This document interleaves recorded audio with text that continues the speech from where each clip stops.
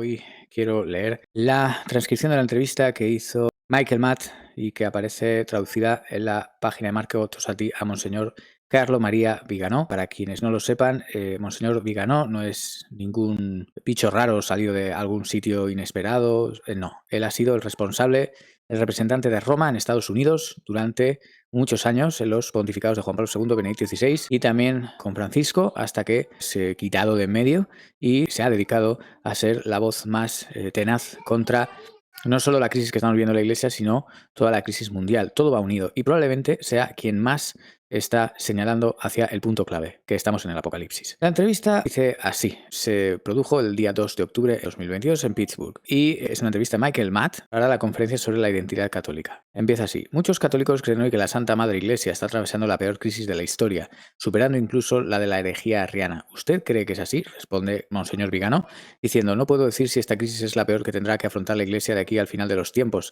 Ciertamente es la peor hasta hoy, tanto por la devastadora proporción de la apostasía como por la narcotización del clero inferior y de los fieles respecto a la jerarquía. En otras ocasiones la persecución fue más feroz, pero encontró resistencia en los obispos y oposición en los católicos, que podían mirar a la sede de Pedro como un faro de la verdad y un obstáculo para la instauración del reino del anticristo. Hoy el catejón ha desaparecido, al menos temporalmente, y la sede apostólica está ocupada por un enemigo declarado de la Iglesia de Cristo. Nunca en la historia hemos asistido a una traición sistemática de la fe, de la moral, de la liturgia y de la disciplina eclesiástica, favorecida e incluso promovida por la misma autoridad suprema de la Iglesia, con el silencio cómplice de la jerarquía y con la aceptación acrítica de muchos de los clérigos y fieles. La gravedad de esta situación se ve agudizada por el hecho de que la labor disolvente de la Iglesia profunda avanza en sincronía con la acción subversiva del Estado profundo en las naciones, haciendo que los fieles católicos sean objeto de un doble ataque como fieles y como ciudadanos. Bueno, aquí tenéis, voy a agregar algunos comentarios pequeñitos, como en este doble ataque, pues Monseñor Viganò, quizás sin querer o queriendo, está describiendo las fuerzas de Gog y Magog, las dos manos de trilero que utiliza Satanás para atacar o distraer por un lado y atacar por la espalda por otro. También habla de que el catejón ha desaparecido, al menos temporalmente. Este al menos temporalmente es algo prudencial, pero si dice que el catejón ha desaparecido es que estamos en el tiempo del anticristo. Por lo tanto, estamos en el fin del mundo. Estas dos realidades, ahora indiscutibles, tienen en común el odio inextinguible de Satanás hacia Cristo, su Iglesia, su santa ley y la civilización cristiana. Este engaño es tan evidente que ya no puede ser etiquetado como teoría de la conspiración. Si lo pensamos bien, es inquietante que los protagonistas de este plan criminal, tanto en los gobiernos como en la Iglesia, provengan de ese ambiente radical chic en el que nació y creció desde los años 60 el progresismo conciliar, entre comillas, católico, el pacifismo, el ecologismo, el homosexualismo y todo el repertorio de la izquierda woke. Como ya he dicho, los obispos individuales y toda la jerarquía de estas últimas décadas deberán responder ante Dios y la historia por su complicidad en esta crisis, es más, por haber sido en cierto modo sus inspiradores y partidarios, abdicando del rol de la Iglesia como Domina Gentium. Dice Michael Matt, ¿qué convenció a su excelencia para adherir a la tradicional contrarrevolución católica? Dice Viganò, ¿qué hijo asistiría impasible mirando la humillación de su madre, dejando que sus sirvientes la expongan a la infamia y al vituperio? La despojen de su triple corona y de sus vestiduras reales, roben sus joyas y vendan sus bienes, la obliguen a vivir con ladrones y prostitutas, incluso le quiten su título real y la abandonen a la degradación. Aquí lo que dice, ¿no? Obliguen a vivir con ladrones y prostitutas. Por supuesto, nuestro Señor fue a ellos, pero para decirles que se arrepintieran. ¿Y qué ciudadano de una nación gloriosa dejaría que fuera destruida por gobernantes traidores y funcionarios corruptos sin tomar las armas para levantarse y restaurar el honor que le ha sido arrebatado? Si esto es válido en el orden de la naturaleza, es aún más cierto y acuciante cuando se trata de la Santa Iglesia, asaltada por enemigos que la golpean no solo en las cosas temporales, subastando iglesias, muebles y objetos sagrados, como siempre han hecho a lo largo de la historia, sino incluso en sus bienes sobrenaturales, en los tesoros con que el Rey Divino la ha dotado para la santificación de las almas, en las riquezas incorruptibles de su doctrina y liturgia. Ministros corruptos la han expuesto al escándalo, han adulterado su enseñanza, han dispersado su ejército y derribado los muros que la defendían de las incursiones del enemigo. Las almas que gracias a la Iglesia fueron protegidas y acompañadas en su viaje terrenal hacia la eternidad han sido alejadas y perdidas, almas por las que nuestro Señor derramó su sangre y que sus ministros infieles han abandonado y expulsado de los recintos sagrados. Quedarse mirando el ultraje del que ha sido objeto nuestra Santa Madre Iglesia no es menos grave que haber estado en la multitud que presenció la pasión y crucifixión de nuestro Señor,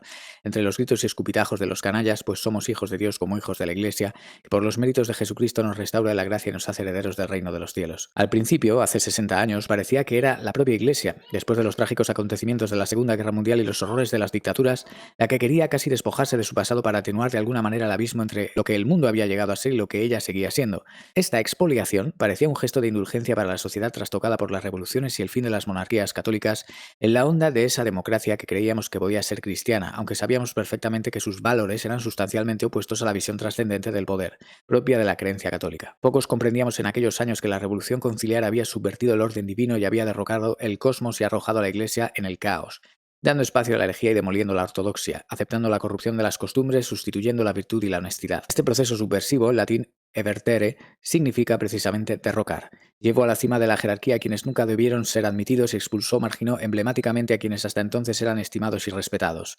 Este fue el destino de tantos obispos e innumerables sacerdotes, clérigos, religiosos y religiosas a los que se impuso la revolución, presentándola como un ayornamiento que habría tenido que dar comienzo a esa primavera conciliar que anunciaba un nuevo renacimiento de la fe en pueblos postrados por un siglo de sangrientos conflictos. Muchos creyeron de buena fe que lo que el cardenal Suenens había presentado con entusiasmo como el 1789 de la Iglesia era solo una fase transitoria de ajuste, de la que el cuerpo eclesial renacería más fuerte y consciente. No fue así, como sabemos y hemos constatado. La revolución conciliar no fue diferente de las que derrocaron reinos temporales y demolieron la sociedad cristiana. Por el contrario, representa el cumplimiento necesario de un plan subversivo concebido por una mente diabólica que primero golpea el cuerpo mortal, pero que luego debe necesariamente golpear el alma inmortal para lograr este fin. Primero devasta la sociedad civil y luego continúa implacablemente contra la sociedad religiosa. Desde el 13 de marzo de 2013, el tumor conciliar se ha convertido en una desastrosa metástasis. Como obispo, como sucesor de los apóstoles, ante esta inmensa degradación y humillación de la Iglesia, tuve que levantar la voz y tomar una posición clara. Exhorto a mis hermanos a que despierten a su vez el letargo que los ha convertido en espectadores silenciosos de esta passio ecclesiae, pasión de la Iglesia, y en cómplices del enemigo. Levántense de sus sillas y griten desde los tejados la verdad, y que los obispos llamados conservadores dejen de defender a ultranza el Concilio Vaticano II, que es la causa principal de esta matanza de almas que clama venganza al cielo. Tomen partido antes de ser abatidos por la ruina común. Dice Michael Matt, ¿sigue celebrando ocasionalmente la misa nueva? Dice Vigano, no, desde hace algunos años ya no celebro el Novus Ordo y no veo cómo podría volver sobre mis pasos, aceptando celebrarlo aunque sea ocasionalmente. Debo mi, entre comillas, conversión a la misa apostólica y a mi particular amor por el venerable rito ambrosiano, porque encontré en él todo lo que durante décadas se le había quitado a mi sacerdocio, privándolo de su fuente de doctrina, pero aún más de la espiritualidad y ascesis que solo se puede encontrar en el santo sacrificio. En la misa católica, el celebrante es Alter Christus, no solo al ofrecer en la persona de Cristo sumo sacerdote la víctima inmaculada de la majestad del Padre, sino también al ser místicamente él mismo imagen de Cristo víctima. En esta íntima unión con nuestro Señor reside el alma misma del sacerdocio. El principio vital del apostolado, la regula fidei de la predicación, el poder de la gracia para la santificación de las almas. Y como sin sacerdocio y sin misa la Iglesia no puede subsistir, podemos comprender la feroz oposición a la misa y al sacerdocio tradicional por parte de los enemigos de Cristo. Reconociendo la importancia de nuestra elección y la necesidad de permanecer fieles a este inestimable tesoro. Era el rito montiniano, después de haber recibido la gracia de seguir al Señor en su camino del Calvario gracias a la misa tradicional, sería para mí una traición que, a diferencia de los que no conocen este venerable rito, sería aún más grave. Y aquí me gustaría recordar que la cuestión de la misa antigua no se agota en una evaluación formal y, por así decir, racional. Representa el modo más perfecto con el que el cuerpo místico rinde culto a la Santísima Trinidad, pero también la voz con la que la esposa se dirige al esposo divino. Si en el orden natural una novia no puede concebir nada que disminuya su amor por el esposo, y de hecho considera una ofensa menospreciarlo o ponerlo al mismo nivel que los demás hombres, ¿con qué valor un alma sacerdotal enamorada de Dios debe tolerar que se retengan o nieguen las perfecciones del esposo para no ofender a sus enemigos? La caridad no es tolerante, porque no conoce medida y no concibe compromisos. Hace apenas unos días, con motivo del enésimo panteón ecuménico en Kazajistán, Bergoglio denunció el fundamentalismo como dañino para el diálogo entre las religiones y la fraternidad universal. Nada más ajeno a la fe, nada más descaradamente coherente con el puntos suspensivos. Aunque comprendiendo la difícil posición de muchos de mis hermanos obispos y sacerdotes, no puedo dejar de exhortarles a que muestren una mayor coherencia en este sentido, abrazando la misa antigua sin reservas y con verdadero espíritu sobrenatural, que constituye por sí sola el arma más poderosa contra la crisis que está atravesando la Iglesia. No se puede servir a dos señores. Es correcto decir que la obediencia, dice Michael Matt, como virtud natural más que teologal, debe estar ante todo al servicio de la fe y que, como tal, obedecer a nuestros prelados modernistas en posiciones de autoridad podría ser pecaminoso.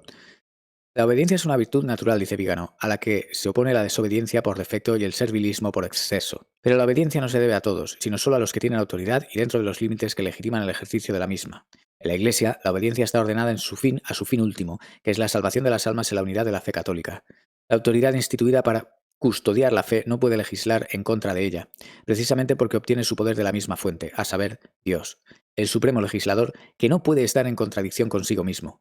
Obedecer una orden ilegítima para complacer a quien ejerce la autoridad corrompe la obediencia, que ya no es obediencia, sino servilismo. Además, querría hacer notar que quienes hoy pretenden obediencia ciega, pronta y absoluta de los fieles son los mismos que, cuando la autoridad es ejercida por los buenos, se vuelven contra ella. Los que se burlan de todo el magisterio en nombre del Concilio Vaticano II y del camino sinodal son los mismos que se rasgan las vestiduras frente a los que se niegan a aceptar la revolución permanente de Amoris Laetitia et Traditionis Custodes. El problema, como vemos, radica en la crisis de la autoridad que no acepta someterse ella misma primero a la autoridad suprema de Dios. Dice Michael Matt, pero ¿cómo responde usted a quienes señalan que Cristo fue obediente hasta la muerte y que a eso estamos llamados todos? Dice Vígano, nuestro Señor no obedeció al Sanedrín, ni a los sumos sacerdotes, ni a los ancianos del pueblo, quienes le intimaron que no se declarara hijo de Dios, y por ello le condenaron a muerte. Nuestro Señor obedeció al Padre al beber hasta las heces el amargo cáliz de la pasión. Non sicut ego volo, sed sicut tu, no se haga lo que yo quiero, sino lo que tú quieres. Esta es la verdadera virtud de la obediencia, porque sigue las órdenes de la autoridad terrenal solo si ésta actúa para los fines que la legitiman. Así como al Sanedrín no le correspondía cuestionar la divinidad de Cristo, sino que conociendo las Escrituras debería haber reconocido en él al Mesías prometido, así también no le corresponde a la jerarquía exigir obediencia en cuestiones que se oponen a la fe o a la moral. También nosotros, siguiendo el ejemplo de Cristo y fortalecidos por la advertencia de San Pedro, repetimos, hay que obedecer a Dios antes que a los hombres. Hechos 5:29. Dice Michael Matt. Francisco declaró que los tradicionalistas rechazan el Vaticano II, dado que el Papa Benedicto XVI dijo el 14 de febrero de 2013 que el concilio había sido secuestrado por los medios de comunicación, haciendo así un daño incalculable a la Iglesia y trivializando la liturgia. ¿No deberían todos los católicos rechazar el concilio tal y como ha sido presentado al mundo según Benedicto por los medios de comunicación? Dice Vigano. En primer lugar, hay que aclarar que la contribución de los medios de comunicación a la narrativa del concilio es solo parcial y marginal, en comparación con el valor evidentemente subversivo del Vaticano II, pretendido por sus redactores. No hay ningún concilio bueno, ficticio, que habría sido traicionado por los modernistas. Fue concebido en forma de impedir que fuera católico en esencia, disimulando las trampas que contenía y que pronto se revelarían detrás de la verborrea y de los conceptos equívocos. Si los medios de comunicación hubiesen secuestrado el concilio en contra de la intención de los padres y de los papas que lo querían, ¿por qué motivo frente a las reiteradas desviaciones de la prensa ninguno de ellos reafirmó la doctrina católica? Si la banalización de la liturgia en el periodo postconciliar fue solo culpa de los medios de comunicación, ¿por qué ningún obispo propuso nunca la celebración del Novus Ordo en continuidad con el Vetus Ordo, sino que hizo propio las innovaciones del rito montiniano para promoverlo? Si la antigua liturgia no representaba ninguna amenaza para la nueva, ¿por qué esta despiadada persecución de los que querían seguir celebrando la forma antigua? En esto Bergoglio tiene toda la razón. Los católicos que quieren permanecer fieles a la tradición rechazan el Vaticano II precisamente porque es ajeno y opuesto a la tradición, que es la norma de la fe, y esto confirma no solo la catolicidad de la liturgia tradicional, sino lo alejada que está la liturgia reformada respecto al desarrollo armónico que ha conocido el culto a lo largo de los siglos, de ahí su sustancial no catolicidad. Por lo tanto, los católicos tienen no solo el derecho, sino también el deber de pretender que la Iglesia rinda culto a la Santísima Trinidad de la manera más perfecta y no con un rito espurio concebido por mentes doctrinal y moralmente desviadas, pensado para complacer a los herejes y a menospreciar la fe. No se trata de inventar una liturgia que sea más católica que la del Novus Ordo, sino de reparar el gravísimo daño hecho a la Iglesia al suprimir un rito bimilenario para sustituirlo por una deplorable falsificación. Restaurar la liturgia católica y prohibir la liturgia reformada será un paso impostergable en la restauración de la Iglesia. Dice Michael Matt, parece al menos plausible que el Papa Bergoglio haya sido instalado en la cátedra de Pedro para socavar la teología del papado. Cuando criticamos a Francisco, ¿no estamos contribuyendo a esa misma agenda en lo que respecta al papado? Dice Vígano, quienes lograron que Bergoglio fuera elegido en el cónclave de 2013 sabían perfectamente que el principal resultado de su instalación en el trono de Pedro sería el descrédito al papado y la humillación de la Iglesia católica, así como la difusión de herejías, errores morales y gravísimos escándalos. De hecho, es precisamente en su acción constante, en el despiadado goteo de los últimos 10 años, que el papado ha experimentado su más grave y poderoso asalto, llevado a cabo por el mismo hombre que le debe su autoridad sobre el cuerpo eclesial. Una acción externa no habría tenido los mismos resultados. También habría que decir que la renuncia de Benedicto XVI y el monstruo canónico que dio a luz por el papado emérito han asestado un golpe, digo yo entre comillas, mortal a la Iglesia, haciendo posible el cumplimiento del plan contra ella de elegir a un papa que secundara la agenda de la élite. Criticar a Bergoglio por lo que está haciendo con la Iglesia no hace el juego a sus mandantes de la mafia de San Galo o de la élite masónica globalista que lo quería allí. La indignidad del argentino al trono de Pedro es, por el contrario, un signo evidente de la acción impremeditada y maliciosa de quienes saben bien que la forma más eficaz para demoler una institución consiste en la labor del desprestigio que realizan quienes ostentan la máxima autoridad en ella. No es diferente de lo que ocurre hoy en día en el ámbito civil, en el que toda la clase política y dirigente está corrompida y esclavizada a los intereses criminales de la misma élite anticristiana, que por un lado corrompe las almas con la propaganda LGTBQ y la teoría de género, y por otro se sirve de los obispos corruptos, como está ocurriendo en Bélgica con las bendiciones entre comillas de las uniones homosexuales, para llevar las palabras de Bergoglio hasta sus últimas consecuencias, empezando por el ¿quién soy yo para juzgar? Me gustaría dejar bien claro una implicación extremadamente grave e inevitable de esta progresiva legitimación de la doctrina LGTBQ y de la ideología de género en la vida de la Iglesia. Sabemos que el magisterio de la Iglesia condena como intrínsecamente perversos los actos contra natura. Son malos.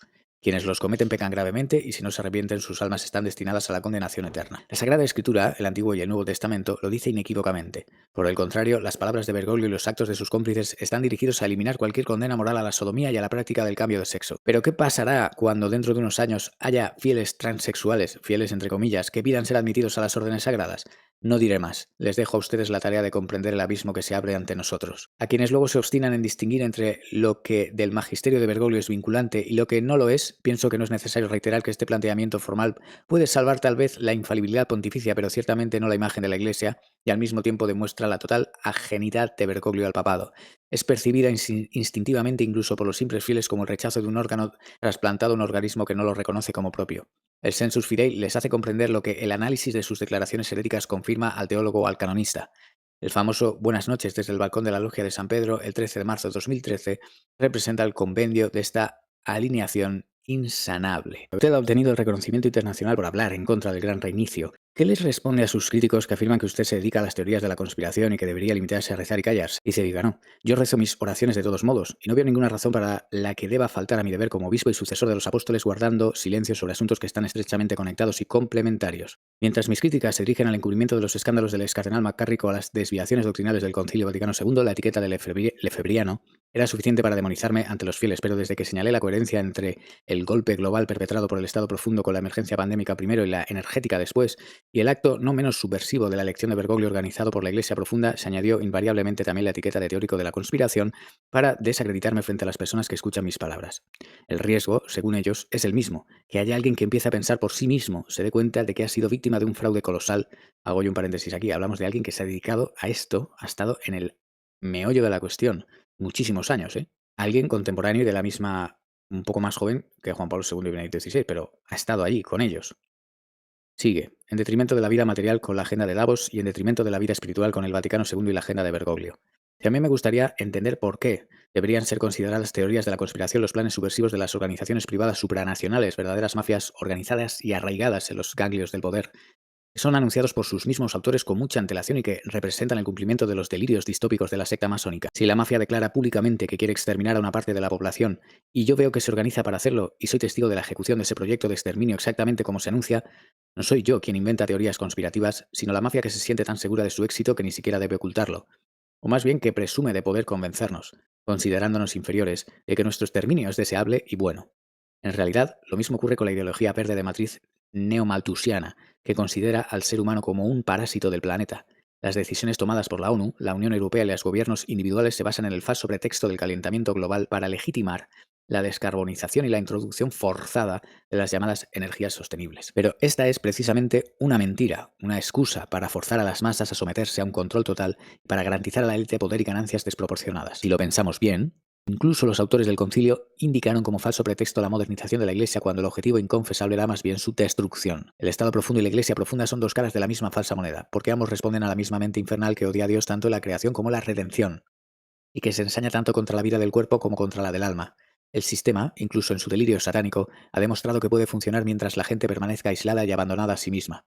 Por el contrario, la constatación de que no están solos y que comparten la misma visión del mundo y la misma fe abre los ojos a muchos, les da valor y fuerza para oponerse, expone públicamente el engaño y galvaniza la resistencia. Esto vale tanto en el ámbito civil como en el eclesial. No es casualidad que la farsa de la pandemia haya unido al Estado profundo y a la Iglesia profunda en una narrativa surrealista y criminal que ha escandalizado a ciudadanos y fieles por igual. En consecuencia, si hay una conspiración, ¿por qué debería permanecer en silencio? Y si no la hay, ¿por qué se preocupan tanto por las palabras de un anciano arzobispo? La última pregunta, dice Michael Matt: ¿puede decirnos algo sobre el rol de nuestra reina y del Santo Rosario en esta época de convulsión en la que muchos podrían perder el acceso incluso a la misa misma? Dice Vigano. Esta entrevista concluye con una referencia a María Santísima, Madre de Dios y Madre nuestra, la Todopoderosa por gracia. En esta lucha epocal entre la mujer y la antigua serpiente, el Santo Rosario es el arma más poderosa con la que debemos contribuir como Militis Christi, en virtud de la confirmación que hemos recibido. Muchos de ustedes tienen hambre de verdad y sed de santidad. Bienes eternos que pone a nuestra disposición el santo sacrificio de la misa, que han podido saborear gracias a la resistencia de algunos prelados y clérigos y a la providencial decisión de Benedicto XVI con Summorum Pontificum. Otros no saben a lo que renuncian porque este tesoro espiritual les ha sido ocultado y sustraído durante demasiado tiempo. pero si lo descubrieran no podrían prescindir de él. Por lo tanto, es nuestro deber, como católicos y miembros vivos del cuerpo místico, exigir la restitutio in integrum de la misa apostólica, y es deber de la autoridad no solo concederla como un privilegio, sino reconocerles su pleno y exclusivo derecho de ciudadanía en la Iglesia. Pero para que acontezca eso, todos debemos hacernos dignos de esta gracia con una vida de santidad y un testimonio valiente de la fe en la que hemos sido bautizados. Será la práctica de las virtudes y el rezo constante del Santo Rosario lo que nos fortalezca en este camino y mueva nuestra vocación a la compasión, para que en la restauración del culto público de la Iglesia de Cristo podamos ver un anticipo de la gloria eterna que nos está preparada. Pues, Quisut Deus, y os digo algo, hay que luchar, no por ir todos juntos a una misa tradicional que la pongan lejos o cerca.